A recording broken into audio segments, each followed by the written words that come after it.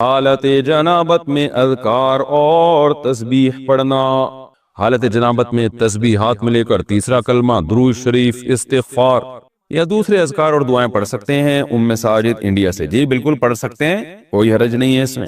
اور خاص طور پہ جو خواتین مینسز کی حالت میں ہوتی ہیں وہ تو بالکل ہی عبادت چھوڑ دیتی ہیں، یہ بھی صحیح نہیں ہے۔ بھائی نماز اور تلاوت نہیں کرنی، باقی عبادتیں تو کریں، تسبیحات پڑھیں، دعائیں مانگیں اللہ تعالیٰ سے۔ اچھا، ناپاکی میں قرآن کی آیت پڑھنا، یہ سوال پوچھا ہے، یہ پوچھنے والے نے نام ہی نہیں لکھا۔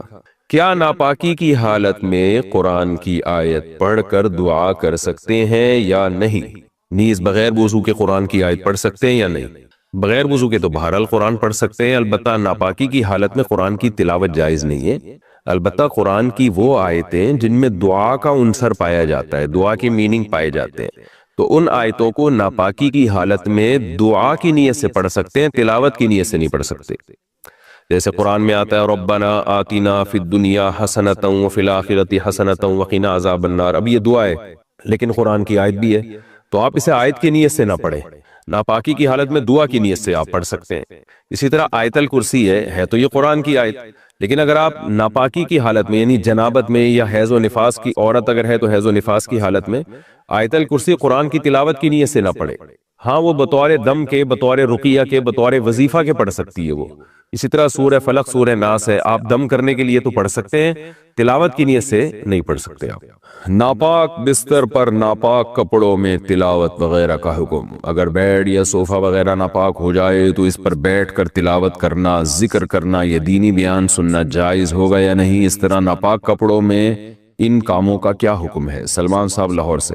دیکھیں یہ سارے کام جائز ہیں کیونکہ طہارت نماز کے لیے شرط ہے، نماز کے علاوہ عبادت کے لیے طہارت شرط نہیں ہے، لیکن یہ بہرحال ادب کے خلاف ضرور ہے کہ جگہ ناپاک ہے، آپ وہاں بیٹھ کے قرآن کی تلاوت کر رہے ہیں، ناپاک کپڑے پہن کے کر رہے ہیں، تو یہ بہرحال ادب کے خلاف ہے، اس لیے اس سے اجتناب کرنا چاہیے۔ اس سے تلاوت کی اہمیت بھی دل سے نکل سکتی ہے، اور ہاں بیان سن لیں، اگر اس کو فوری طور پر پاک کرنے میں کوئی تکلیف ہو رہی ہے تو بیان سننے میں کوئی حرج نہیں ہے، لیکن تلاوت کرنا ناپاک کپڑوں میں یہ بہتر نہیں ہے۔ ناپاکی کی حالت میں آیت کریمہ پڑھنے کا حکم، کیا آیت کریمہ کا ختم بغیر وضو کے ناپاکی میں کیا جا سکتا ہے؟ نیز کیا خواتین دوران حیض آیت کریمہ پڑھ سکتی ہیں؟ فاطمہ بیگم انڈیا سے۔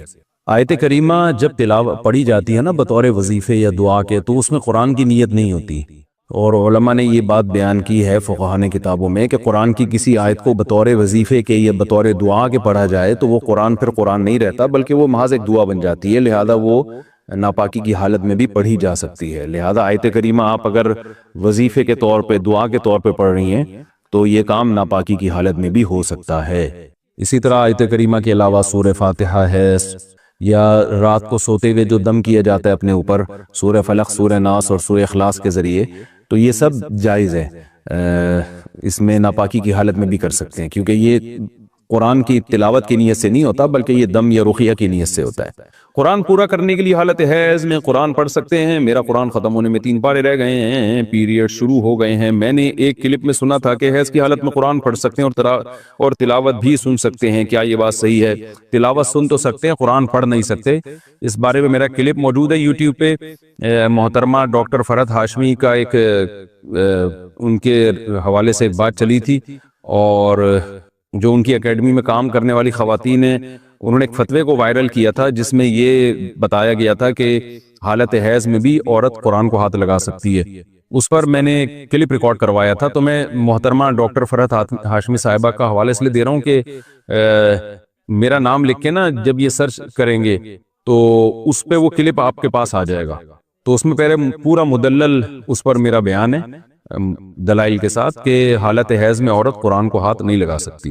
مقصد خدا نخواستہ ڈاکٹر فرحت ہاشمی صاحبہ پر تنقید کرنا نہیں ہے کہ علمی مسئلے میں ان سے اختلاف کرنا ہے، اور مجھے یہ یقینی بھی معلوم نہیں ہے کہ ڈاکٹر فرحت ہاشمی صاحبہ کی رائے کیا ہے اس بارے میں۔ کسی نے مجھے بتایا تھا کہ ان کی یہ رائے ہے اور وہ اس کو پروموٹ کرتی ہیں کہ حالت حیض میں عورت قرآن کو ہاتھ لگا سکتی ہے، تو اس پر میں نے دلائل سے ایک بات ریکارڈ کروائی تھی، وہ آپ سرچ کر لیں۔ قطع نظر اس سے کہ باقی ڈاکٹر فرحت ہاشمی ایسا کہتی بھی ہیں کہ نہیں کہتی، واللہ عالم، باقی ڈاکٹر فرحت ہاشمی صاحبہ کا جو ایک کام ہے ماشاءاللہ قرآن کی خدمت کے حوالے سے، اس کا میں بہرحال معترف ہوں۔ کراچی سے ایک خاتون نے سوال پوچھا ہے کہ ایام حیض میں غیر یقینی صورتحال ہو تو غسل کب کریں؟ حیض کے آخری دنوں میں جب ہمیں دن میں صرف یہ 1 یا 2 بار اسپاٹنگ ہوتی ہے، یقین نہیں ہوتا کہ اب خون آئے گا یا نہیں، تو ہمیں غسل کرنے کے لیے کتنا انتظار کرنا چاہیے؟ نیز اگر ہم نے انتظار کیا اور بلیڈنگ نہ ہوئی تو کیا ان نمازوں کی قضا کرنی ہوگی؟ یہ سوال اگرچہ حیا کے خلاف ہے لیکن بہت زیادہ پوچھا جاتا ہے اور خواتین بہت پریشان ہوتی ہے۔ دیکھیے، جب کم سے کم حیض کی مدت 3 دن ہے، 3 دن کے بعد کسی خاتون کو جب حیض آنا رک جائے تو خواتین کو اپنی عادت کا علم ہوتا ہے، اگر غالب گمان ہو کہ اب دوبارہ بلڈ نہیں آئے گا، حتیٰ کہ اسپاٹنگ بھی نہیں ہوگی، غالب گمان قریب بیقین ہو، تو ان پر لازم ہے کہ وہ غسل کریں اور نماز شروع کر دیں۔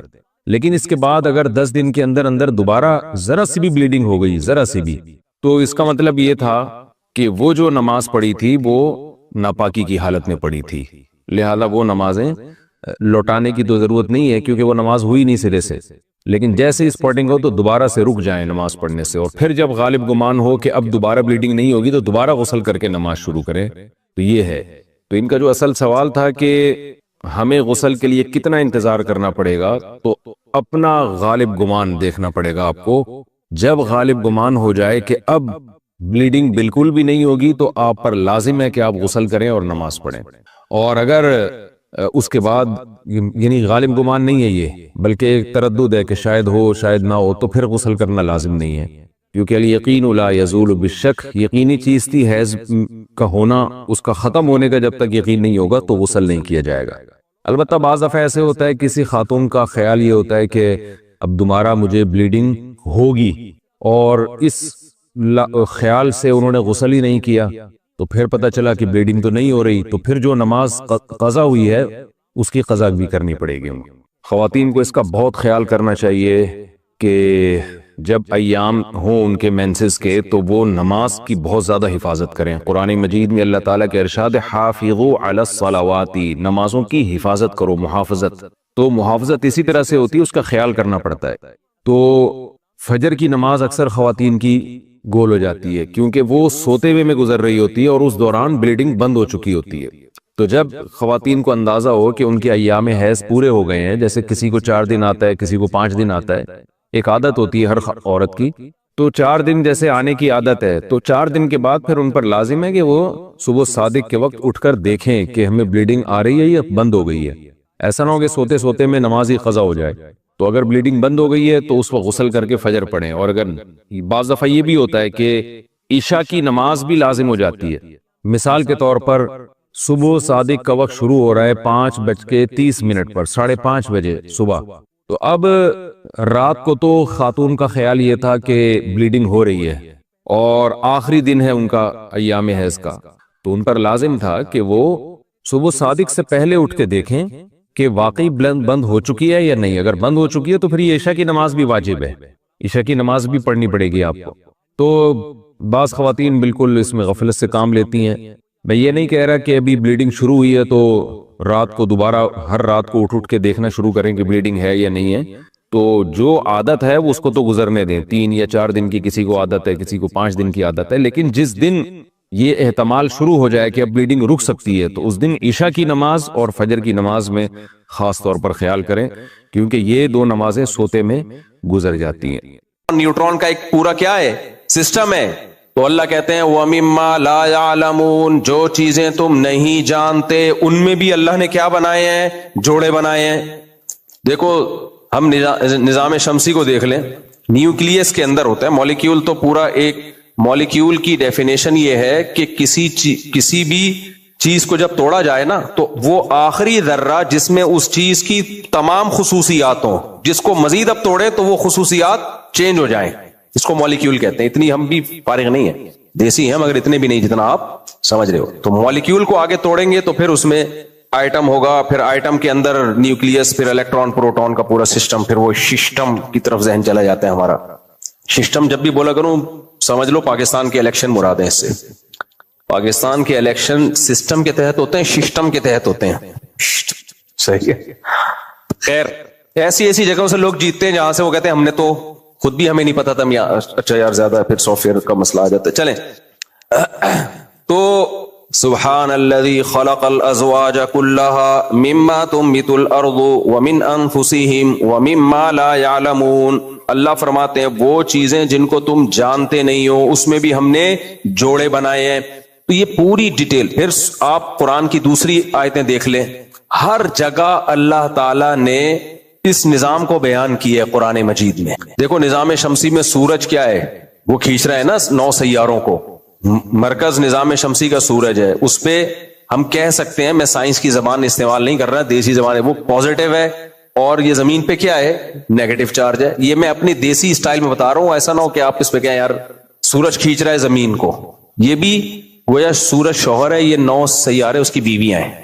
سورج کی بھی 9 بیویاں کم از کم ہیں, اور مرکز کیا ہے سورج ہے. پھر سورج کا مرکز کچھ اور ہے. خیر, تو اللہ تعالیٰ نے یہ پورا جو نظام بنایا, یہ میں اتنی ڈیٹیل کیا سائنسی تھیوری سمجھانے کے لیے بتا رہا ہوں, نہیں بھائی سائنس میرا ٹاپک نہیں ہے, نہ پیغمبروں کا ٹاپک ہے, نہ قرآن کا ٹاپک ہے سائنس. یہ بتانے کے لیے ہے کہ آپ کو بھی یہ دیکھنا پڑے گا کہ آپ مادی اعتبار سے کس کیٹیگری میں آتے ہو اور روحانی اعتبار سے کس کیٹیگری میں آتے ہو. مادی اعتبار سے تو اللہ نے ہمیں بنا دیا, اللہ نے جوڑے بنائے, ایک کو مرد بنایا ایک کو عورت. اچھا وہ خواجہ سرا کی بات ادھوری رہ گئی تھی, اتنے خواجہ سرا ہوتے نہیں ہیں جتنے ہمیں نظر آ رہے ہیں, بہت کم ریشو ہے خواجہ سرا ہونے کا, اور اس میں بھی کچھ میں مردانہ علامتیں زیادہ ہوتی ہیں تو شریعت اس کو مرد مانتی ہے, کچھ میں عورتوں والی علامتیں زیادہ ہوتی ہیں تو شریعت اس کو عورت مانتی ہے. اور تو وہ بھی یا تو مرد ہوں گے یا عورت ہوں گے, تو بیچ کا کوئی بھی نہیں ہوتا. اور اس میں بھی اب سائنس نے ترقی کر کے عقدہ مسئلہ حل کر دیا کہ جو مردانہ علامتیں جن میں زیادہ ہیں ان کے لیے شرعاً جائز ہے کہ آپریٹ کروا کے پورے آدمی بن جاؤ وہ, اور جس میں عورت والی علامت زیادہ ہے تو شریعت ترغیب دیتی ہے کہ آپریشن کرواؤ اور پوری عورت بن جاؤ, بیچ میں رہنے کی تمہیں ضرورت نہیں ہے. تو یہ قصہ ہی ختم ہو گیا نا. کیا خیال ہے ٹرانسجینڈر کا؟ تو 2 ہی ہیں, یا ادھر ہو جاؤ یا ادھر ہو جاؤ, پورے ادھر ہو جاؤ. کچھ کو تو اللہ نے پیدا کر دیا پورا ادھر ہی بنا دیا, جیسے ہم لوگ ہیں ہم کو پورا ہی بنا دیا اللہ نے, اور جو عورت ہے اس کو اللہ نے پورا شی بنا دیا. بہت تھوڑے سے لوگ ہوتے ہیں جو تھوڑے سے کنفیوز ہوتے ہیں, تو وہ بھی ایک طرف ہو جائیں تو یہ قصہ کیا ہو جائے گا, بولو ختم, ٹرانسجینڈر کا قصہ ہی ختم. تو اس لیے ڈونلڈ ٹرمپ نے بڑی اچھی بات کی, بھائی 2 ہی جنس کو مانتا ہوں میں, یا ادھر یا ادھر, خاندانی بات کی. تو یہ میں اتنی ڈیٹیل اس لیے بتا رہا ہوں کہ جسمانی اعتبار سے تو اللہ نے ہمیں خود بتا دیا کہ تم کس طرف ہو, آدمی ہو یا عورت ہو. روحانی اعتبار سے بھی ہماری بہت ساری قسمیں ہیں. کچھ چیزیں ایسی ہوتی ہیں جو ہمیں اچھا بنانے کے لیے ضروری ہیں, سچا ہونا, صاف ستھرا ہونا, فیتھ فل ہونا, وفادار ہونا. اسی طرح بھائی بہادر ہونا, سخی ہونا. تو اللہ تعالیٰ نے بہادروں کی بہادری کو سمجھانے کے لیے بزدل پیدا کیے. اللہ تعالیٰ نے منافقوں کی منافقت کو سمجھانے کے لیے 1 نمبر لوگ پیدا کیے, اور مقابلے میں منافق بھی پیدا کیے. بولتے کچھ ہیں دل میں کچھ اور ہوتا ہے. ایسے منافق ہول سیل کے حساب سے مارکیٹ میں موجود ملیں گے آپ کو. اللہ نے لالچی لوگ بھی پیدا کیے, اللہ تعالیٰ نے سخی لوگ بھی پیدا کیے, یعنی ایسے جو دوسروں کا پیسہ بٹورنے میں لگے رہتے ہیں, اور ایسے جو دوسروں پہ پیسہ نچھاور کرنے میں لگے رہتے ہیں, ایسے جو جھوٹ بولتے ہیں, ایسے جو سچ بولتے ہیں, ایسے جو رشتہ داری توڑتے ہیں, ایسے جو رشتہ داری جوڑتے ہیں, ایسے جو سوسائٹی میں اصلاح کرتے ہیں, اور ایسے بھی جو سوسائٹی میں فساد کرتے ہیں. تو اب ہمارے لیے چیزوں کو سمجھنا بہت آسان ہو گیا. چیزوں کو سمجھنا کیا ہو گیا, بہت آسان. ہم اچھے لوگوں میں یا برے لوگوں میں, اس کو دیکھنے کے لیے اب ہمیں بہت آسان ایک کرائٹیریا ہے کہ بروں کو دیکھ لو اس کے الٹ بن جاؤ. کیا خیال ہے, خاندانی ہو گیا کہ نہیں ہو گیا کام؟